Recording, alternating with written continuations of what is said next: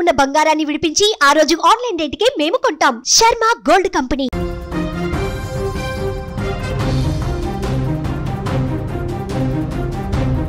ఆంధ్రప్రదేశ్లో మరో ఘోర బస్సు ప్రమాదం చోటు చేసుకుంది. అల్లూరి సీతారామరాజు జిల్లాలో ఈ యొక్క బస్సు ప్రమాదం జరిగింది. నిన్న రాత్రి అర్ధరాత్రి సమయంలో జరిగినటువంటి ఈ భారీ ప్రమాదంలో ఇప్పటివరకు 9 మంది మృతి చెందారు. ఒక ప్రైవేట్ బస్సు యాత్రికులతో వెళ్తున్నటువంటి ఈ యొక్క ప్రైవేటు బస్సు అదుపు తప్పి లోయలో పడిపోయింది. ఆ దృశ్యాలు ఇప్పుడు భయంకరంగా ఉన్నాయి. అక్కడ ఈ దుర్ఘటనలో స్పాట్లోనే 8 మంది చనిపోయారు. ఇప్పటివరకు మొత్తంగా 9 మంది మరణించినట్టుగా తెలుస్తుంది. ఇక చాలా మంది తీవ్ర గాయాల పాలై చాలా మంది సీరియస్గా ఉండి వారిని ఆసుపత్రికి కూడా తీసుకువెళ్ళినటువంటి పరిస్థితి. ఇంకా మృతుల సంఖ్య పెరిగేటువంటి అవకాశం ఉన్నట్టుగా కూడా తెలుస్తుంది. చిత్తూరు జిల్లాకు చెందినటువంటి 35 మంది యాత్రికులు 2 డ్రైవర్లతో ఒక ప్రైవేటు బస్సు భద్రాచలంలో దర్శనం ముగించుకొని, ఇదంతా కూడా యాత్రికులందరూ కూడా వారి యొక్క యాత్రా కార్యక్రమంలో భాగంగా వెళ్తున్నటువంటి బస్సు ఇది. భద్రాచలంలో దర్శనం చేసుకున్నారు, అక్కడ దేవుణ్ణి మొక్కుకున్నారు. అక్కడి నుంచి నేరుగా అన్నవరం బయలుదేరేటువంటి క్రమంలో చింతూరు మారేడుమిల్లి ఘాట్ రోడ్లోని రాజుగారి మెట్ట వద్దకు రాగానే బస్సు ఒక్కసారిగా అదుపు తప్పి లోయలోకి దూసుకువెళ్ళింది.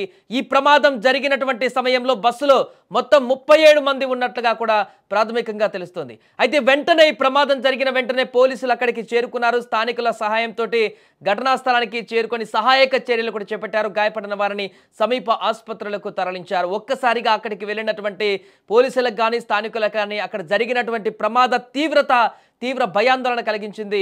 వారినందరినీ కాపాడేందుకు సాయశక్తుల కృషి చేశారు. చాలామంది పరిస్థితి ఇప్పుడు విషమంగా అక్కడ కనపడుతుంది.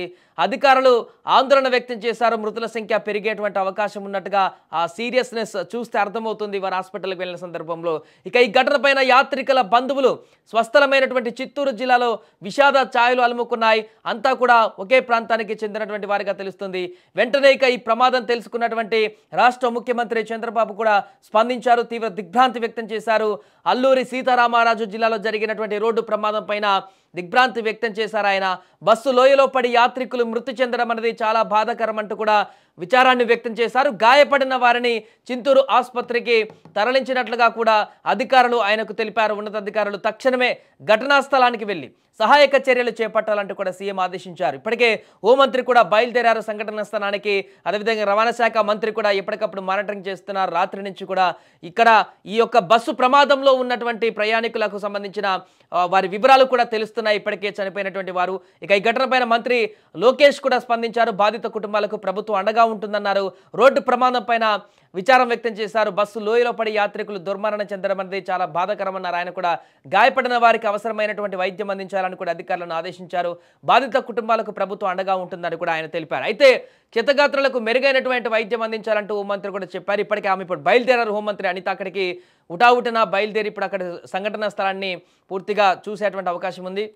ఏదేమైనా కూడా కొద్ది రోజుల క్రితం కర్నూలులో ఆ యొక్క బస్సు ప్రమాద ఘటన, ఆ తర్వాత చేవెళ్లలో బస్సు ప్రమాద ఘటన తర్వాత మరలా తెలుగు రాష్ట్రాలలోనే ఇలాంటి భారీ ప్రమాదం చోటు చేసుకోవడం అయితే ఇప్పుడు తీవ్ర విషాదాన్ని నింపింది.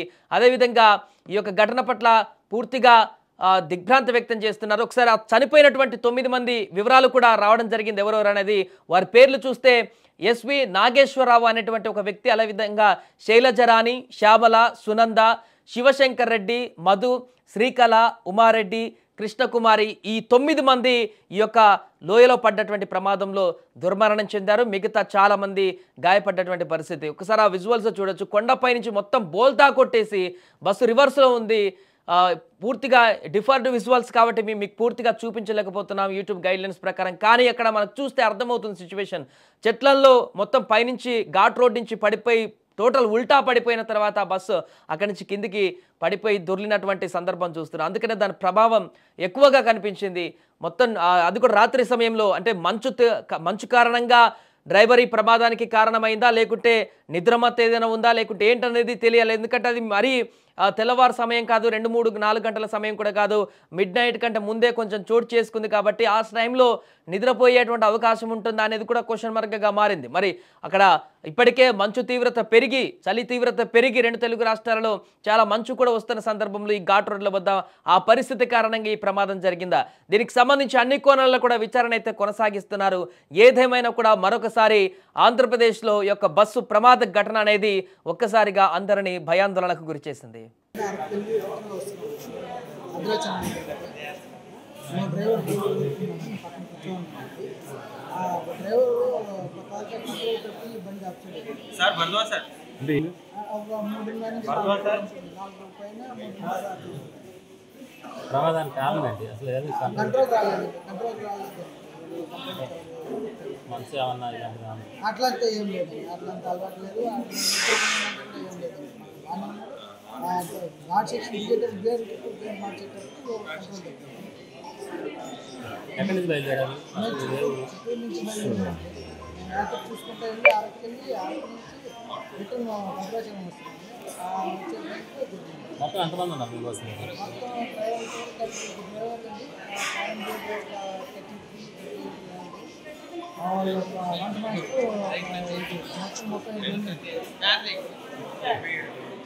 ఏ ఊరు అసలు మీ పేరు